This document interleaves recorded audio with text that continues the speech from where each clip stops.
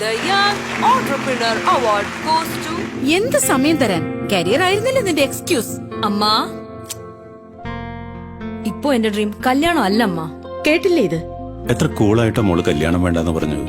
കല്യാണം നടന്നു കിട്ടാൻ ആഗ്രഹിക്കുന്ന എത്ര കുട്ടികളുണ്ട് നമ്മുടെ നാട്ടില്. ശരിയാണ്. അതിൽ ചില സ്വപ്നങ്ങളെങ്കിലും യാഥാർത്ഥ്യമാക്കലാണ് ഇനി എന്റെ ചലഞ്ച്.